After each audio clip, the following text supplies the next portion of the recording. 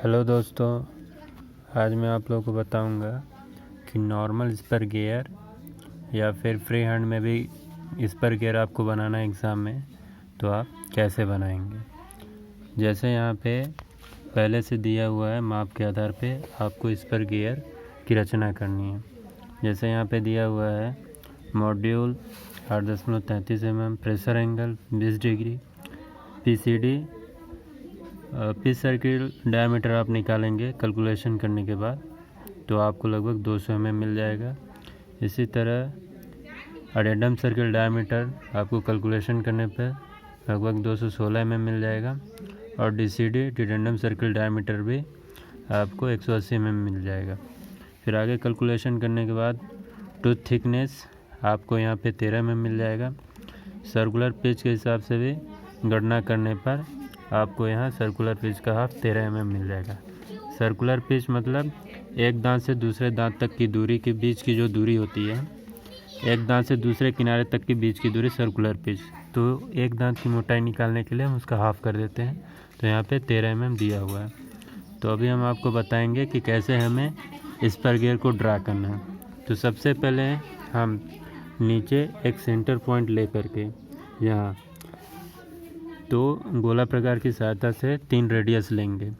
जैसे यहाँ पे 200 mm, 216 mm और 180 mm दिया हुआ है, तो इन सब का आधा लेकर के 100 mm, 108 mm और 90 mm का रेडियस ले करके यहाँ को एक सेंटर पॉइंट मार करके 3 रेडियस के द्वारा 3 हाफ सर्किल ड्रॉ करेंगे, जो इस प्रकार आपको दिखाई देगा।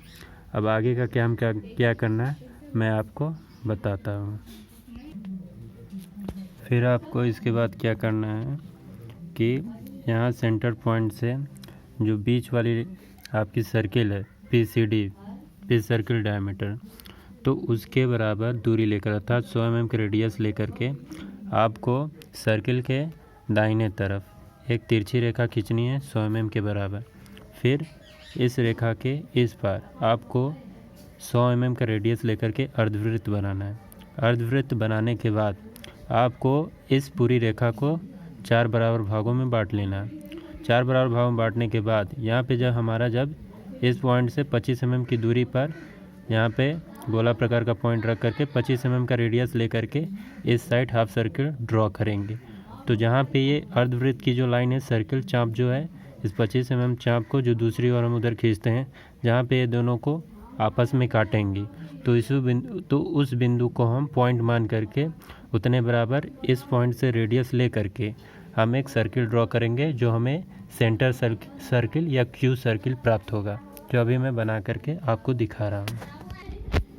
तो इस प्रकार से इस बिंदु को सेंटर मान करके यहाँ से इस बिंदु तक की दूरी ले करके हमने एक सर्किल ड्रॉ किया।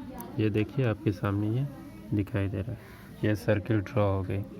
अब इसके पश्चात हमें क्या करना है, इस रेखा के लंबवत यहाँ पे हमें 90 डिग्री पर एक रेखा खींचनी। रेखा खींचने के बाद वहाँ पे 20 डिग्री का एक तिरछी रेखा खींचेंगे। फिर उसके बाद मैं आगे बताता हूँ। यहाँ पर इस रेखा के लंबवत हमने एक रेखा खींची।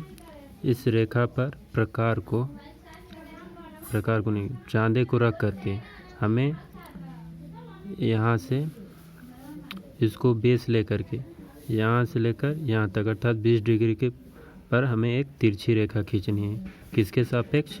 इस लंबवत रेखा के सापेक्ष हमें एक तिरछी रेखा खींचनी है, जो इन दोनों के बीच में 20 अंश का कोण बनाएगी। इतना करने के बाद हमें अब यहाँ से इस सर्किल को बेस मान करके हमें यहाँ से 20 डिग्री का एक और रेखा खींचनी है, जो प्रेशर एंगल को दर्शाएगी। अभी मैं आपको बना के दिखाता हूँ। हमने यहाँ पे इस रेखाखंड को बेस मान करके यहाँ से यहाँ तक के बीच के बेस एंगल का कोण की माप लेते हुए एक रेखा खींचा, जो इस पहले तिरछे वाले रेखा को इस बिंदु पे काटता है।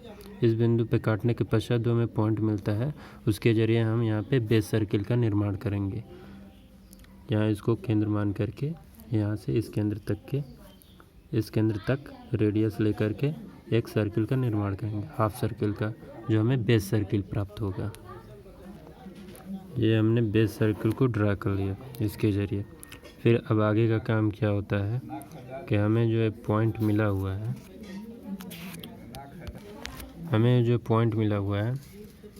यहाँ से हमें इसको केंद्र मानकर यहाँ जो टूथ थिकनेस दिखाया हुआ है आपको, टूथ थिकनेस हमारा कितना है 13 mm, तो 13 mm के बराबर त्रिज्या लेकर के हम यहाँ से कट मारेंगे। कट कैसे मारना है, गोला प्रकार की सहायता से इसको 13 mm पे सेट कर लेंगे।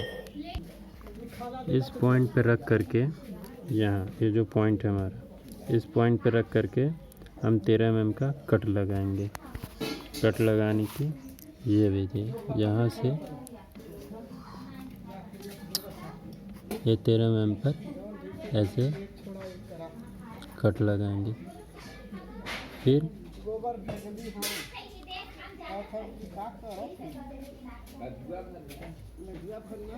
इसी को कट लगाते हुए इसी दिशा में आगे बढ़ते रहेंगे।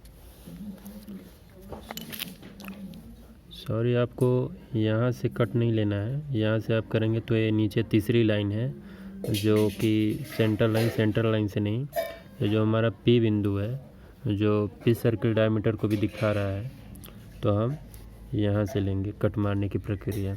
तो यहाँ से क्या होगा, कट लेंगे तो हमें बीचों बीच कट मिलेगा जिस पर हम दांतें आसानी से बना सकेंगे।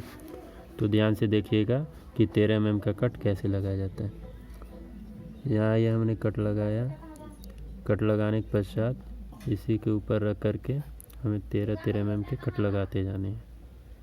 यहाँ ऐसे रख करके ये 13 mm का कट लगा, फिर ये 13 mm का कट ऐसे फिर इसी तरह लगाते जाएंगे। ये ऐसे, ये ऐसे, ये ऐसे,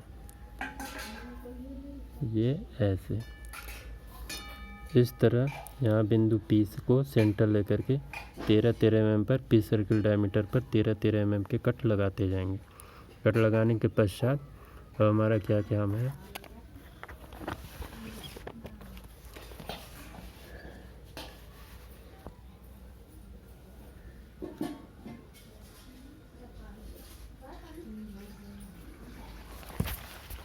कट को थोड़ा लंबा कर देते हैं ताकि अच्छे से दांतें समझ में आए।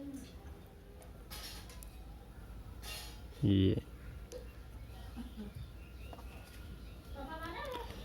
बीच में एक दांत बनेगा तो एक दांत यहाँ बनेगा, फिर यहाँ करके एक दांत यहाँ बनेगा।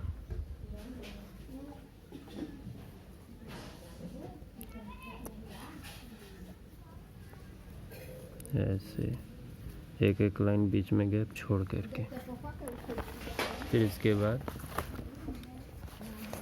हमारी ये उल्टी प्रक्रिया चलेगी।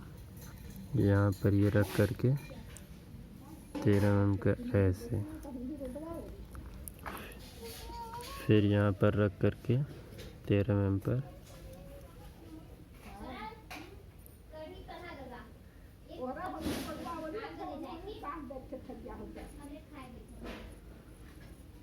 ऐसे, फिर इस वाले रेखा पर रख करके 13 mm पर ऐसे, फिर इस वाले रेखा पर रख करके 13 mm ऐसे। तो इस तरह हमारी दांतें प्राप्त हो जाएंगी। आगे का काम क्या करना है, इसे थोड़ा हमें गाढ़ा कर देना है। ये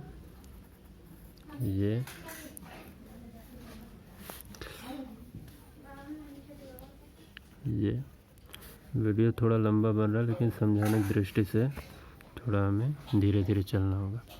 फिर आगे का काम क्या करना है, फिर आगे इसको नीचे इस तरह बढ़ा लेंगे, नीचे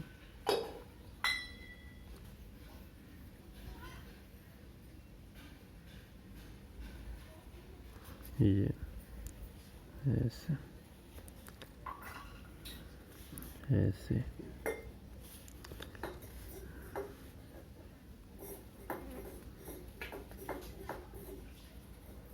ऐसे